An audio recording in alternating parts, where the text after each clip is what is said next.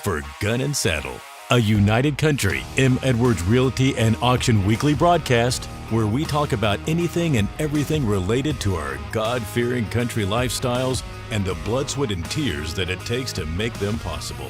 Join Monty Edwards and Carrie Hanlon as they take a deeper look at the land we all love and the people that call it home. This is Gun and Saddle.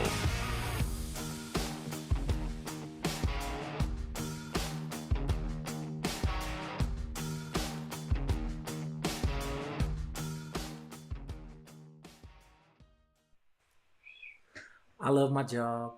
Third time's a charm. Third time is a charm. If you happen to catch two of those other broadcasts, disregard them. One of the joys of trying to do something live is that if things start going wrong, it's kind of tough to hide it. I hope if any of you guys catch this later, jump in. We're gonna jump right back in. I know y'all are probably getting tired of the Gun and Saddle intro by now because I'm kind of getting tired of listening to it myself. But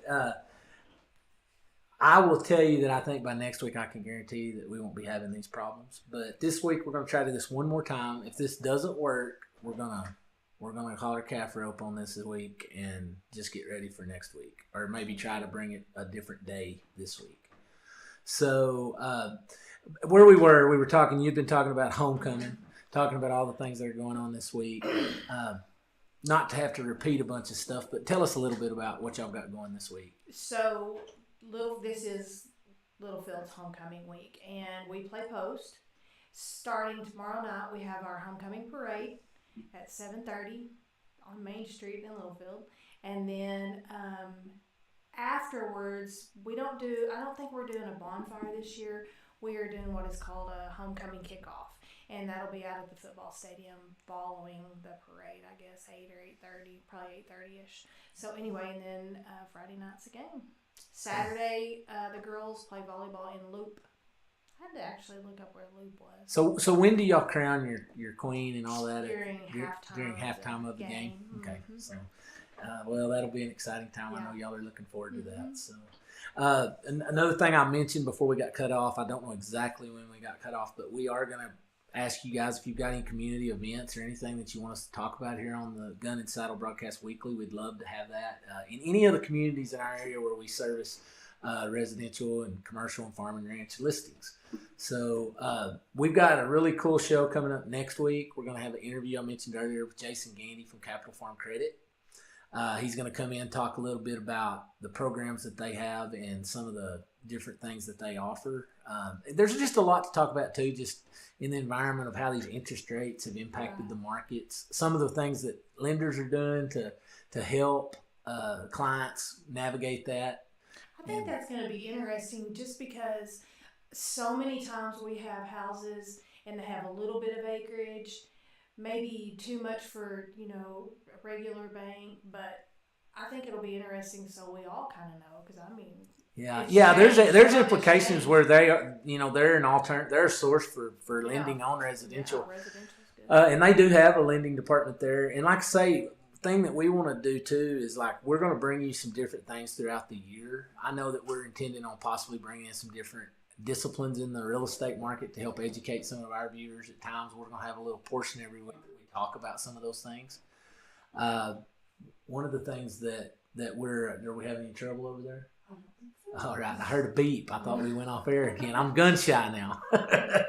But, that's something as this thing kind of develops that I hope that we can really be valuable to people, to bring in some resource that you look for it. You learn a few things when we're here. We're not going to try to make this show about one particular thing. So we're kind of open-ended, and I think that's kind of cool. I remember as a kid getting up in the mornings and I could hear the radio going, and I know we still have some local radio stations and some things like that, but I do know this is the way a lot of people consume information now, is online through podcast and through live streams and things such as that. It's also a very effective way that we market our properties, because we are able, through doing our videos and some of the other stuff that we do, to stream those things and put video out there. And we're doing some cool things this year where we're going to bring in some new things. Carrie's going to love it. I'm putting her in front of a camera a bunch this year. But we try to get our agents to get out there. COVID there's a lot of negatives that came out of the era of COVID, but one of the positives was that we had to do a lot more with our presentation quality to show property, because there for a while people weren't getting out and looking. And I think it made us better marketers during COVID. I agree. Yeah, it's nice to look for those positives. There was a lot of things that came from that weren't as positive. But, you know, I mentioned this before, but, you know, talking about those markets, real estate markets, you know, I have people every day, they say, how is the real estate market? And it's a hard question to answer, isn't it, Carrie? It is. It's kind of, we're kind of at a stage in the game where, you know, people are still needing to sell. The prices are still pretty good on the houses, but the drawback is financing, interest rates. That's really impacting them buyers. And so it's I mean, in my career, I haven't really been at this point of, you know, we haven't ever really seen it where we've got such high interest rates. So, it's interesting. We're definitely in a different place in the market for sure. One thing that I think we're going to kind of shape out this year, towards the end of this year and going into next year, is we're either going to have some stability where these interest rates kind of stay where they're at. Hopefully they don't go up a whole lot more. But if we see that, I think what we're going to see is people's thinking is going to shift a little bit. You know, I think we may see people shift where they're spending their money a little bit. But what I would tell you about this is that one thing that I think is pretty prevalent right now is people are still buying and selling property. I mean, I'm seeing an issue right now where pricing is more important than it probably was a year ago. I mean, you know, we went through a time here where it was stick a sign up and you can figure that out as you go, kind of, and start high. and we've seen, we've seen situations now where starting high can actually work against you. And, you know, it really is a cool time to be learning. I mean, I think everybody that's out in the market's trying to get a pulse. I think there's a lot of differences. Rural communities, I think, are a little different than some of the bigger communities. But I think we're seeing some common things throughout all of them because, you know, loaf of bread's high and milk's high. And so people are trying to live in these interest rates. I heard a guy say the other day, you know, these interest rates really aren't that high when you compare them back to the last 20 years average. I've talked to several people back when they financed their house. Of course, it's been years and years ago. I mean, their interest rates were high. They were up in 13, 14, 15, and even higher. So. Well, I remember when we first got married in the 90s, and, you know, we were doing 10% interest on things, and then thought 10% was pretty good. But I will say this, gas wasn't costing $3 a gallon. And so, hopefully we get some relief in some of those regards, too, if we can see some of these consumer things go down a little. And we're starting to see it on a few things. I mean, there's getting to be inventory on the shelves in places and all. One thing I really hope going into this fall is that we're able to weather, you know, not do any more shutdowns or anything like that as we move forward. I know that's in the back of everybody's mind.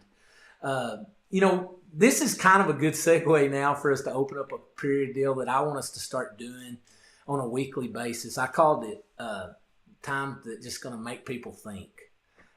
You know, I think there's a lot of stuff going on out in the world around us where we're trying to just change with the times. There's so much technology and so many things that's changing the way we make purchases, the way we do things, how we move around in society, you know, as far as, you know, how do I transact business? You know, we're having to figure that out in the real estate business. That's changed a lot. I mean, we do a lot more remote things than we did a few years ago.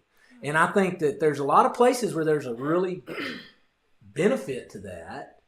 But the question I want to pose today, I want us to think a little bit about, you know, where do we need to adopt those type things, and where do we need to leave it open-ended to where we can still conduct business a multiple set of ways because we have the capability to do it.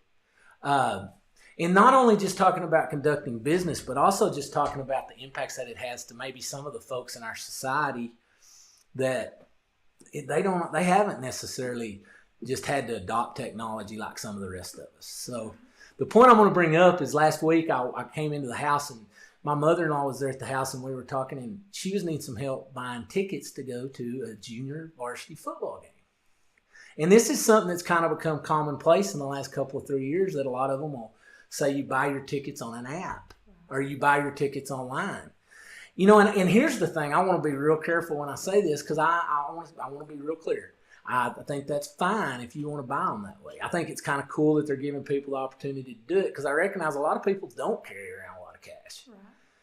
But I will say this, there's also a lot of bigger things in play here where we want to keep our currency, we want to keep cash, we want to keep the ability to go and have some privacy on the way we spend our money. Also, you know, I was sitting there helping my mother-in-law. I told her this week I was going to talk about this. But I mean, I thought there's something that inherently maybe doesn't seem right about you can't go watch your grandson play football unless you have a smartphone and a credit card or a debit card. But I mean, you know, those are things that if I walk up to a public event that's being out there and it's something that's out there for me to go to, obviously they can charge admission, but I've got $4 or I've got $2. And should we be maybe saying, hey, no, I think you should take cash. Maybe we should be telling our local schools and stuff, say, hey, I like the app deal, but hey, let's give people the option to pay cash. Because I think in the bigger picture, this is the part I want to make us think about. If we so easy to stop doing it at that level, someday are we really going to have an option to use cash? You know, and this is a big discussion out there for a lot of people, cashless society and what does that mean? And you know, we could get off in the weeds on that.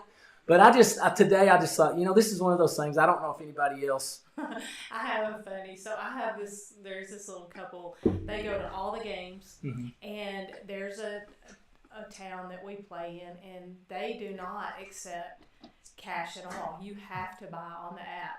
And so I laugh at them because they will not even, they don't plan to go to those games because by golly, they don't take cash. And if they're not going to take their cash, then they're not going to go to the game.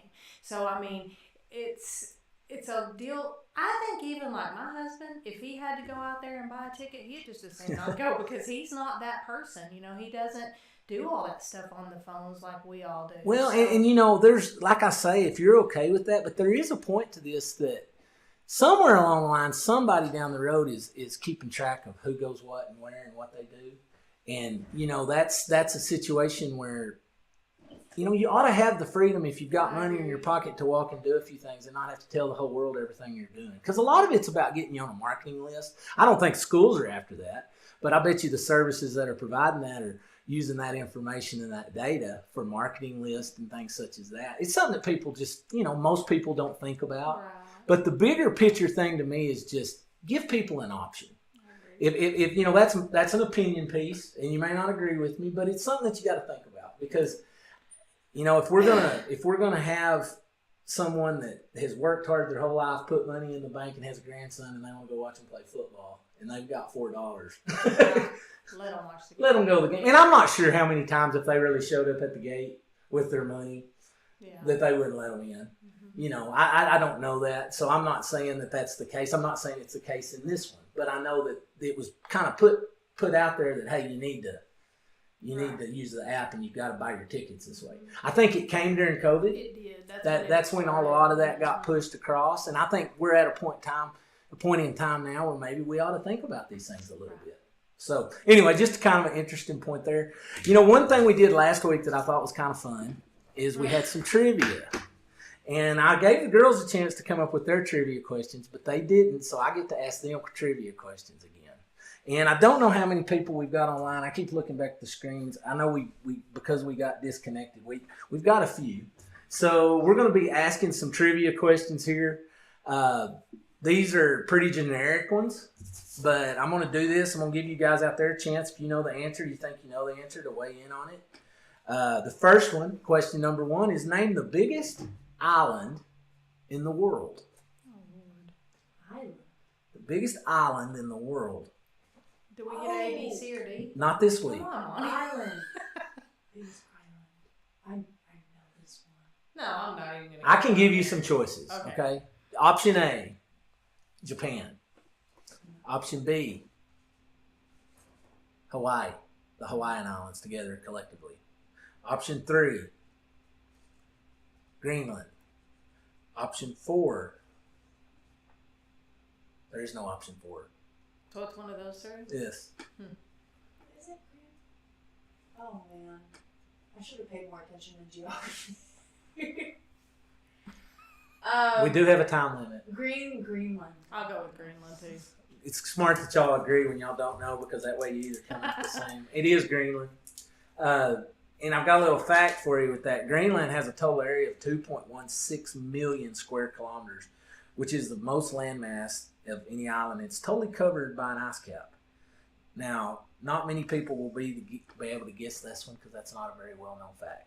So, just wanted to throw you a hard ball. I just want to point out that we are Americans. We don't do kilometers. Okay, this next one will be multiple choice. Well, that's a good point. But, it's still the biggest, whether it's miles or kilometers. So, next question. Which country produces the most coffee in the world? Is it A, Guatemala, B, Peru, C, Brazil, or D, Mexico? Oh, God, by Guatemala. You're going for. I just love Guatemalan coffee. Read me the answers again, Monty. I don't have these wrote down, so I'm pulling some of these from my head. But is it? You don't even know? Is it? I remember this. Is it A, Guatemala? I go. Wait, you don't have to read them. Brazil. Brazil. Okay. The correct Chelsea said C. What was C? Brazil. Okay. Brazilian coffee. Yes. Brazil. Wow. It is Brazil. The correct answer is last year Mexico's coffee production is around 4.5 million bags, but Brazil is even more. So it didn't give the total for Brazil though, which I I've thought had like was 2 interesting. cups of coffee in my life, and I knew that. I love coffee. I should have known. Okay, so this one is a number, so I'm not going to give you multiple choice on this. But this is a pop question, pop culture question. Oh, Lord. How many Grammys does John Legend have? And we're going to go with who gets the closest. So you can either say 1 to 5 in that range, 5 to 10, 10 to 15, or 15 to 20, being A, B, C, and D. I know like 3 of his songs, but I think he has 5 to 10. I'm going 5 to 10. He's a very suave voice. 5 to 10? Maybe. Okay, so the choices again are A, 1 to 5, B, Chelsea said 10 to 6 to 15. 10, I said that. 11 to 15 is C, or 16 to 20. He doesn't have that much. It's got to be. Are you B. sure? I'm positive. Do we have any other answers out there? Chelsea said Chelsea 10 to got- 15. Yeah, she's got. Chelsea C. got that, and you guys didn't. Wow. Because the answer is 11. Oh. Okay. So these are tough this week. I'm not gonna lie. They really are. This is a good one. Plus, Maddie can't see the answer sheet. I did not cheat last week. Okay, so I'm gonna throw you a little trivia. This is astronomy trivia. Strong. Yeah. Okay. So what is the brightest star in the sky? Are you ready? Is it A? Sometimes remember, it appears to be a star. It could be a Right. it could be a planet. I feel like this could be a really good cheesy pickup line. Is it? That's right. Your eyes. No. What is the brightest star in the sky? Is it A, Venus? Remember, I told you to be aware of that. Is it B, Sirius? Is it D? I mean, is it C? Did I say B? It's B, Sirius. Is it C, Andromeda? Or D, Plataris? Golly. I think I've heard the name Andromeda before. I don't know if that's correct, but I like it, so I'm going to go with Andromeda. So that's C, Andromeda. I'm gonna go with B serious. Be serious. Be serious. Have no Okay. clue. Chelsea Absolutely said no be clue. serious. And I do want to tell, I'm not saying Chelsea's doing this, but don't be Googling these answers out there if you're online. 'Cause Ooh, Chelsea. I'm not saying Chelsea's doing that. I just want to be clear of the rules of the game.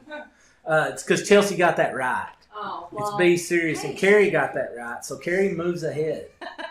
There you go. Man, 2 I to have 1. fallen. 2 to 1 in house. I think right now Chelsea's actually got 3 correct She's answers. winning. Chelsea's doing Okay, really so well. the final question. We need to bring Chelsea. Now this is a here. cooking question. No, I'm definitely not kidding. Oh wait, we just had somebody else click in.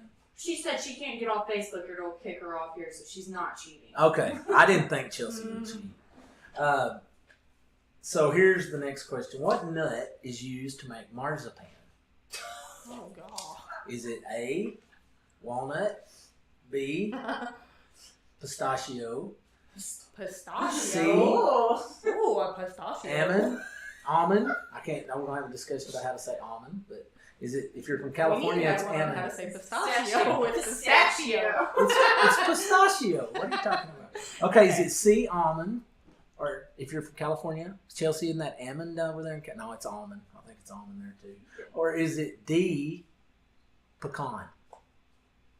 I think it's B, pistachio. I'm going D, pecan, because I have zero clue. Chelsea just said no. Though you said it right. Okay. It's almond. Okay. But what nut is used to make marzipan? Like I said, pistachio. I don't even know what marzipan is. Okay, I'm going to tell you it's C, almond. Almond.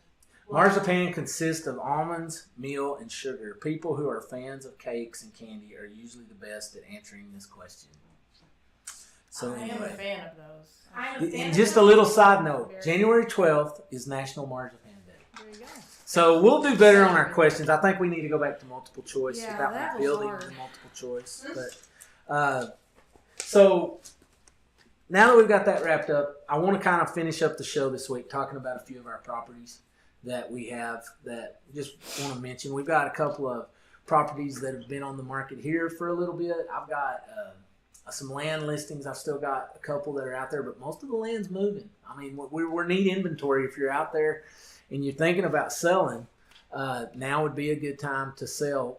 Like we talked about earlier, the prices are still good. One thing that's helping is there's not a lot of inventory. So, Carrie, tell us about a couple of your listings and some ones that, if you got any ones you want to just mention today, not to put you on the spot. But. No, I have got several really good listings. My inventory is getting kind of low too, so I'm the same. If you're thinking about selling, holler at me. I have them kind of everywhere, and I wanted to mention a few. So, have a wonderful home over in Lubbock, 3302 Viola. It's a brand new build home, and really nice, clean, in a really neat area. It's over there in Upland Crossing. So, great home. I have one in Anton that those guys have completely remodeled that. It's pretty. The seller went in there and staged that thing. It looks really good, and it's priced really well. And then I have one, let's see, I got several over in Littlefield, but I have a couple. I want to just mention I've got one on East 20th Street, which is a really nice home, and they've done a lot of work on it. And it's 309 East 20th, and then I've got 247 East 27th Street out there. Great home. Those two houses are move-in ready. So if you're looking to move to the Littlefield area, we've got those two. And then the last one I'm going to mention is over here in Sudan, 605 Bozen. That's a really neat house. It's a 3-bedroom, 2-bath, huge backyard, kind of, in a really neat location. It's got 2 living areas, really good sized bedrooms, and the closets are to die for over there. So if you know anybody that's in the market that's, wanting to move out this direction, have them give us a buzz, or if they've got an agent they're working with, tell their agent to bring them out here and let's get them in here and take a look around.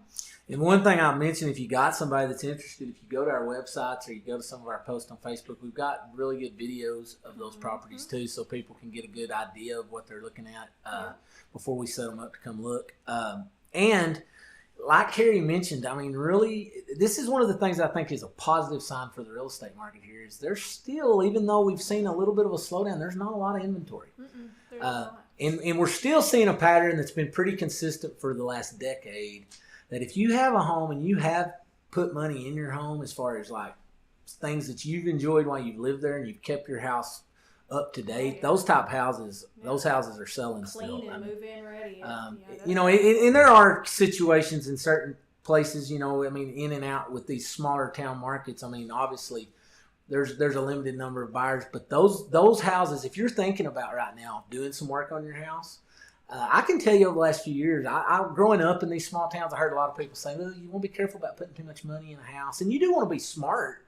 about what you spend your money on, but if you do good quality remodeling and you get to enjoy it while you're living in your home, take good care of it, it just makes such a difference when you get ready to sell. I agree, 100%. Carrie and I have talked a lot too about country homes. If you notice as we went through that, we don't have a lot of country homes. I have one listing that's out east of Littlefield, and that one's been a little bit of a challenge because that home is, it's been empty for a while, and it's going to need a few things done to it just because of systems and things with the house. But just an unbelievably big, strong, good home to really tight, as far as you go in it, and there hadn't been many people in and out of it that much, and it's just really put together well, and it's pier and beam, so it's got cross space, which if I'm looking at an older home, to me that's a positive sometimes. Sure.